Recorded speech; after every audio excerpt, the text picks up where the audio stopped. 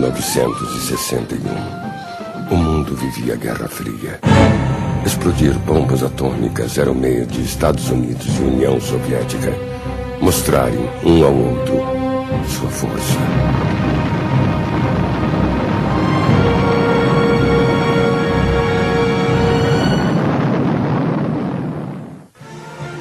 Em Berlim, a crise que levaria à construção do muro crescia, com a ameaça de um confronto armado. Na América Latina, Fidel Castro e Che Guevara, os heróis da Revolução Cubana, despertavam paixão e ódio. Cuba, Cuba, Cuba, andou na contramão, vai descansar no paredão. Cuba, Cuba, Cuba, andou na contramão, vai descansar no paredão. Na jovem Brasília de J.K. Niemeyer, o presidente agora era Jânio Quadros, que se elegera com o apoio da direita. Varre, varre, varre, varre, varre, vassourinha, varre, varre a bandalheira, o povo está cansado de sofrer dessa maneira. Surpreendendo a todos, Jânio começa a praticar uma política externa independente. Documentos da CIA naquele período revelam que os Estados Unidos acreditavam que Jânio, com a sua pretensão de alcançar um acordo entre americanos e cubanos, era, segundo eles, um apologista de Fidel e da Revolução. As pressões norte-americanas crescem. Na reunião da OEA em Punta del Este, o Brasil, que combatia a decisão de decretar o bloqueio a Cuba, troca de posição e abstém-se. Na delegação brasileira, o jovem governador gaúcho Leonel Brizola não aceita o recuo e retorna ao Brasil. Somos contrários a qualquer ideia de intervenção em Cuba. No dia 18 de agosto, Jânio condecora Che Guevara com a Ordem do Cruzeiro do Sul, desencadeando forte reação da direita. Lacerda vai à TV e acusa Jânio de estar preparando um golpe. O governo praticava uma política exterior cor-de-rosa, da chamada linha do mais para lá do que para cá. Disse-me então o ministro da Justiça que já havia sondado 2 ministros militares e que restava um terceiro, e pediu-me que o sondasse. Na manhã seguinte, na saída do desfile do Dia do Soldado, Jânio toma a decisão que marcaria a história brasileira. Atenção, atenção.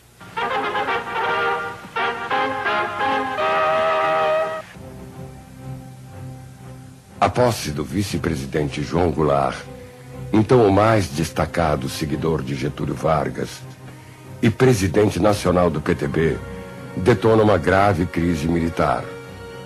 Liderados pelo marechal Odílio Denis, o trio de ministros militares decide impedir o cumprimento da Constituição e conspira para vetar a posse de Jango. Por todo o país surgem reações. O ex-presidente Juscelino Kubitschek critica o ministro. O marechal Henrique Lott, vencido por Jânio nas eleições, lança um manifesto em defesa da legalidade.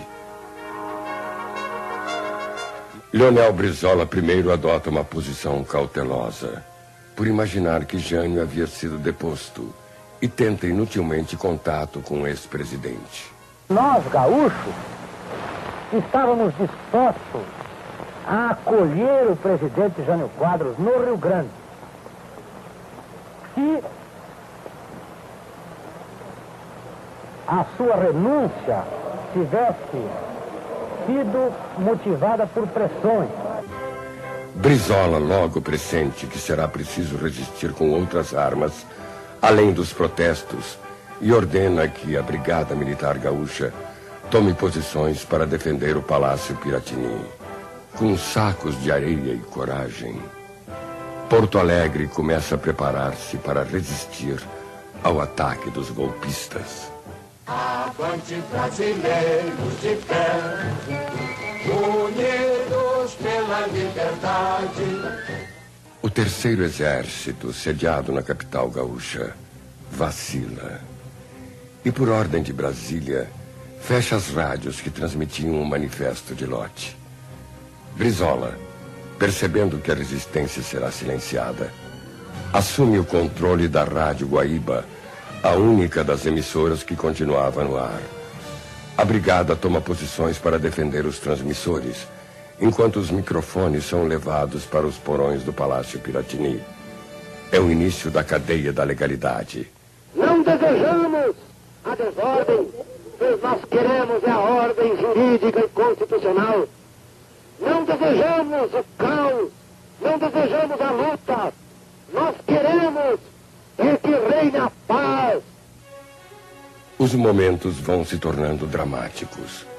Uma coluna de tanques desce em direção ao Palácio Barricado. Radioamadores interceptam mensagens militares falando em bombardear Porto Alegre. Na base aérea de Canoas, os jatos Meteor são preparados, enquanto junto ao Guaíba, no telhado do palácio e nas torres inacabadas da Catedral Metropolitana, a brigada militar se prepara para enfrentá-los com armas leves e antiquadas. O escritor Oswaldo França Júnior, na época piloto de um dos jatos, recordou numa entrevista: a gente ia pulverizar o palácio. Ou seja, o armamento que vinha era para pulverizar o palácio mesmo. Colocamos as bombas, os foguetes, os aviões, né? E ficamos esperando chegar a hora, o dia amanhecer. A gente sabia que ia matar muita gente, porque é lógico, você para atacar um palácio, muitas bombas, muitos foguetes caem na periferia. Então muitas pessoas iam ser atingidas. O Brizola estava lá com a família, estava cercado de gente, estava muito armado, mas não adiantava o ataque do nosso tipo de avião, não adiantava. Podia ser que um ou outro avião caísse, mas isso não ia impedir o ataque e a destruição do palácio. Esse movimento de apoio, que é formado principalmente do sargento, fez o seguinte: eles fizeram uma atitude muito inteligente, eles impediram a decolagem dos aviões. Como que impediram? Eles esvaziaram os pneus dos aviões, ou seja, todos os aviões ficaram impedidos de decolar, na hora do ataque. Machado Lopes, comandante do Terceiro Exército, se vê diante de um impasse.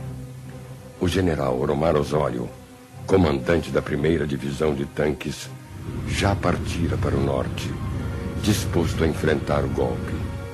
Peribe Vilacqua, comandante de Santa Maria, ameaçava fazer o mesmo. Machado Lopes, isolado, então resolve ir a Brizola. Brizola ignora se o general vem apoiar a legalidade ou dar-lhe um ultimato. E prepara-se para um gesto desesperado. Aqui resistiremos até o fim. Podem atirar. Que decolem os jatos. Que atirem os armamentos que tiverem comprado à custa da fome e do sacrifício do povo. Joguem essas armas contra este povo. Estaremos aqui para morrer. Em resposta ao chamamento do governador, uma multidão vai se formar diante do Piratini. Ele deixa os microfones para reunir-se com o general, disposto a prendê-lo se recebesse um ultimato. Mas Machado Lopes veio trazer a adesão dos militares. Em pouco tempo, as armas potentes do exército mostram que o jogo virou. Canhões antiaéreos substituem as metralhadoras portáteis. Já não será fácil atacar. O Terceiro Exército anuncia que não mais cumprirá as ordens dos golpistas. Agora, o confronto não será mais contra o povo desarmado. Brizola pede a Jango que apresse seu regresso, que vem sendo feito com inúmeras escalas. A população civil alista-se. Voluntários recebem armas e os gaúchos piochados treinam para o combate. Mas a legalidade está sendo traída. Na madrugada de sexta-feira, uma semana após a renúncia, o Congresso vota às pressas uma emenda parlamentarista, retirando os poderes da presidência.